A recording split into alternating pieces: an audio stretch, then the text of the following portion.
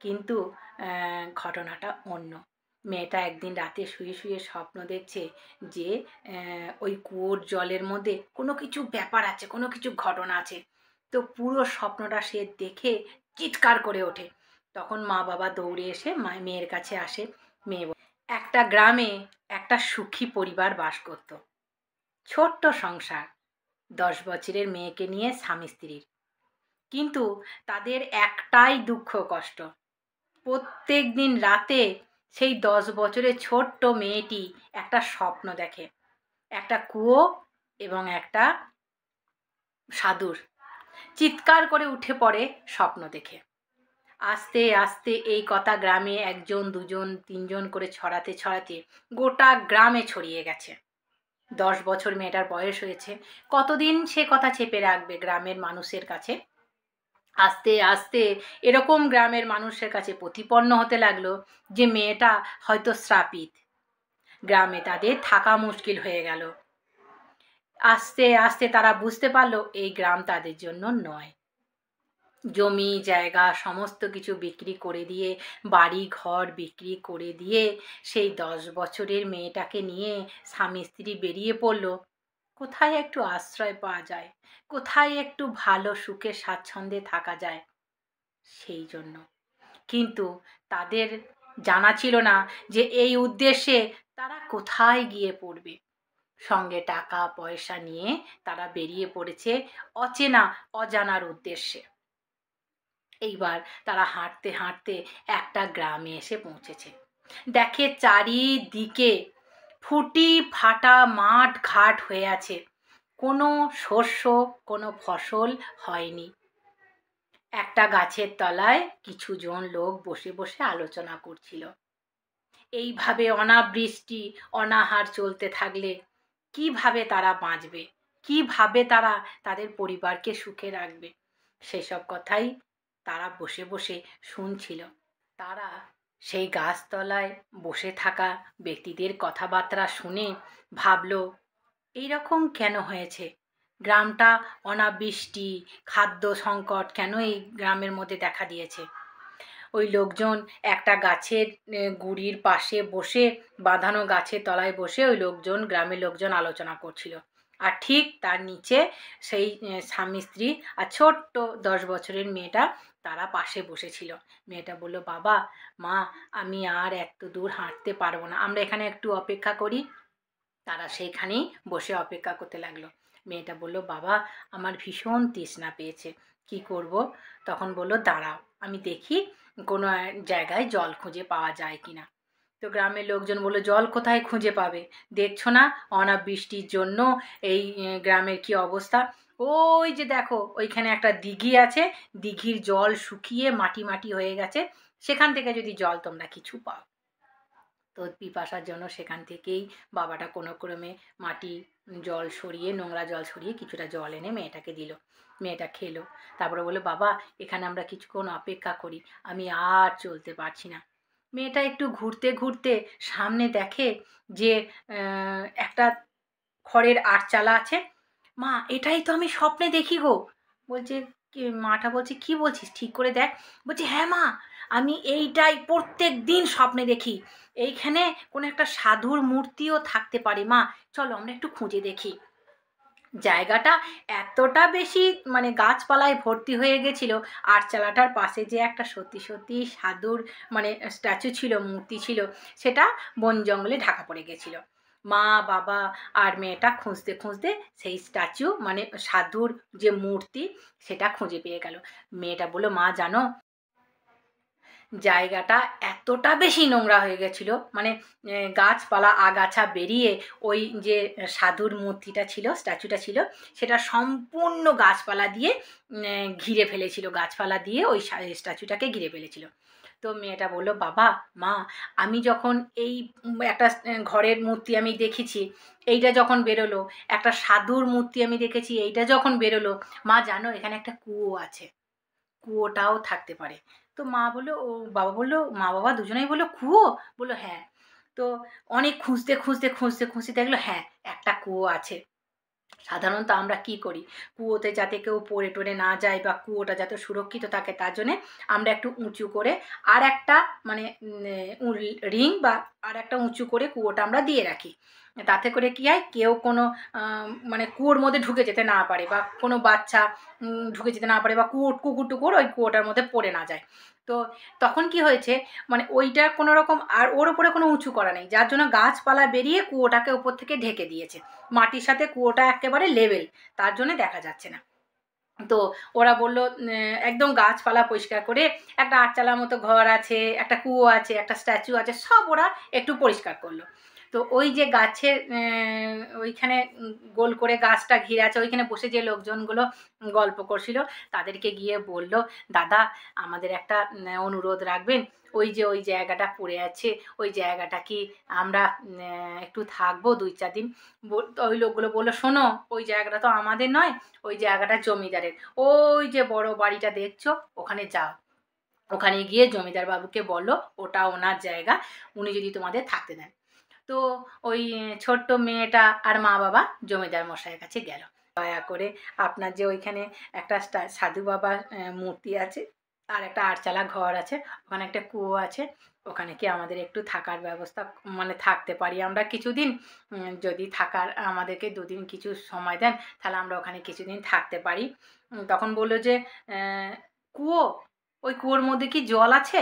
বললো হ্যাঁ, চারিদিকে এত অনাবৃষ্টি, এত ফুটি ফাটা মানে কাণ্ড, কিন্তু ওই কুয়োটায় জল আছে, যদি আমাদের কিছুদিন থাকতে দেন তাহলে আমরা ওখানে থাকতে পারি। বললো ওটা তো পড়েই আছে, যাও গিয়ে থাকো। বললো জমিদার মশাই আপনি যদি চান তাহলে আমি ওটা কিনেও নিতে পারি। বললো কেনার দরকার নাই, তুমি যদি থাকতে পারো তো ওই জায়গায় থাকো গা, তোমাকে কিনতে হবে না, তোমাকে আমি ওই জায়গায় এমনিতেই দিলাম, যাও ওই জায়গায় থাকো গা। তোমরা কে? তো ওরা কিন্তু বললো না যে মেয়েটার এরকম স্বপ্ন দেখে, গ্রামের লোকেদের অত্যাচার আমি চলে এসেছি, এসব কিছু বললো না। বললো আমাদের কোনো মানে থাকার জায়গা নেই, সেই জন্য আমরা ওই জায়গাটা নিতে চাইছি। বললো ঠিক আছে থাকো। এইবারে ওই জায়গায় ওরা খুব ভালো মতো থাকে।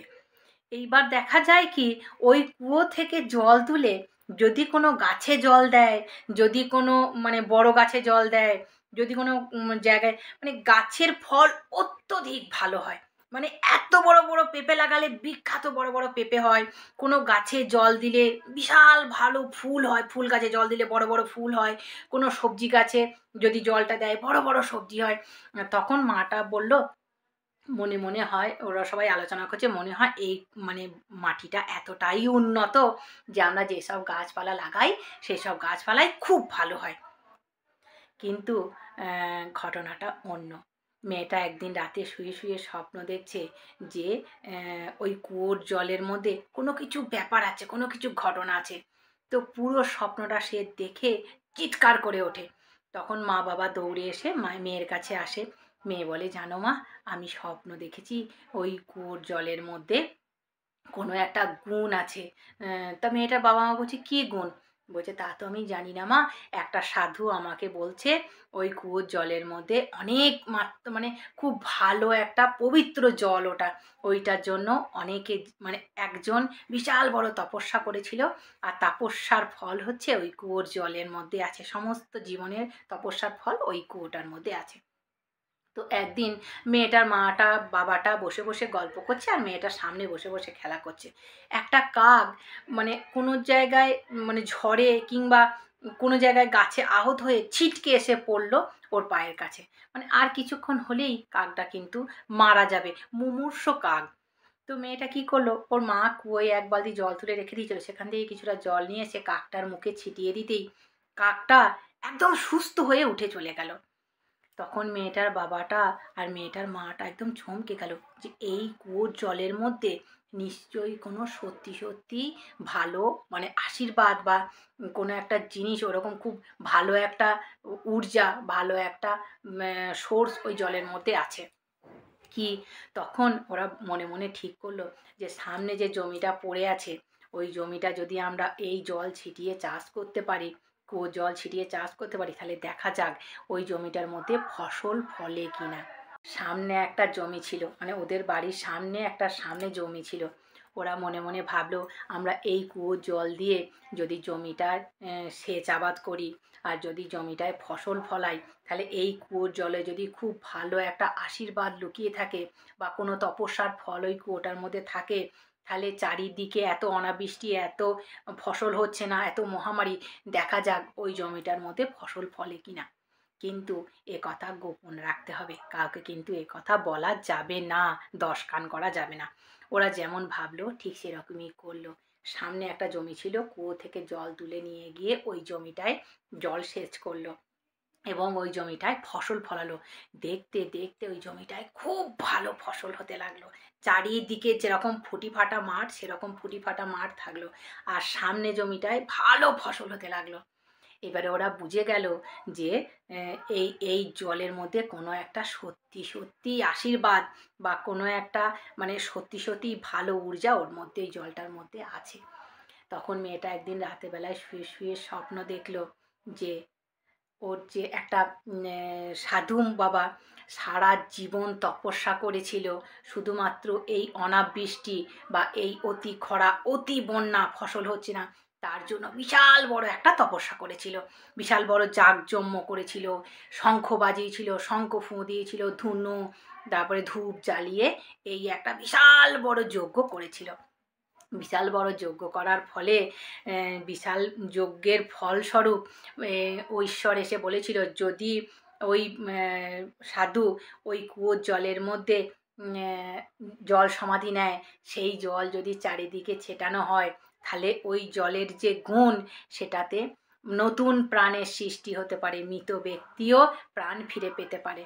এইবারে যেহেতু এত বড় যজ্ঞ, এত বড় হোম, এত বড় একটা অনুষ্ঠান সেই সাধু বাবা করেছিল এবং সাধু বাবা এই যজ্ঞ হোম করার পর ওই যে কুয়োর জলে জল সমাধি নিয়েছিল, সেটা কিন্তু সেই সাধু বাবা কাউকে বলে যেতে পারেনি। আর সাধু বাবা তাহলে ওই ছোট্ট 10 বছরের মেয়েটাকেই কেন বললো? এর মধ্যে একটা রহস্য লুকিয়ে আছে। যখন ওই ছোট্ট মেয়েটার বাবা তার ঠাকুমার পেটে ছিল, ওই সাধু বাবা সেই মাটাকে রেখে দিয়ে চলে এসেছিল বাড়িতে গৃহত্যাগ করে। মানে মেয়েটা, ছোট্ট 10 বছরের মেয়েটা হচ্ছে ওই সাধুটার নাতনি, আর ছোট্ট মেয়েটার বাবা হচ্ছে ওই সাধুর ছেলে, যার জন্য সাধু বাবা কাউকে না কথাটা বলে তার নাতনিকেই বারবার বলার চেষ্টা করেছে যে আমি ওই কুয়োর মধ্যে জল সমাধি নিয়েছি, ওই কুয়োর যেন মহিমা চারিদিকে ছড়িয়ে পড়ে। এইবার মাটার, বাবাটার, মেয়েটা সমস্ত বুঝে গেল যে ওই কুয়োর মধ্যে তার দাদু জল সমাধি নিয়েছিল অনেক বছর আগে, আর তারই ফলস্বরূপ এই কুয়োটা একটা পবিত্র কুয়ো, একটা মানে রহস্যময় কুয়ো হয়ে রয়ে গেছে। কিন্তু এই কথা যদি 10 কান করা যায়, এই কুয়োর জল নিয়ে অনেকে ব্যবসা শুরু করে দেবে, অনেকে খারাপ কাজে এই জলটাকে লাগাবে।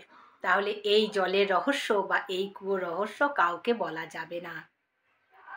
10 বছরের মেয়েটা তার মা বাবা দেশের বাড়িতে যে জমি জায়গা বিক্রি করে, ঘর দুয়ার বিক্রি করে টাকা পয়সা এনেছিল, সেই দিয়ে শুরু করলো দাতব্য চিকিৎসালয়। দাতব্য চিকিৎসালয় তো তৈরি হলো। এবার সেইখানে মুমূর্ষু রোগীরা যে কি খেয়ে ভালো হতো সেটা কিন্তু সবার কাছে লুকানোই থেকে গেল। তারা কাউকে বলল না এই দাতব্য চিকিৎসালয়ে চিকিৎসা তো হয়, ওষুধ তো দেওয়া হয়, সব কিছুই করা হয়, কিন্তু আসলে তারা সারে ওই কুয়োর আশ্চর্য জল খেয়ে।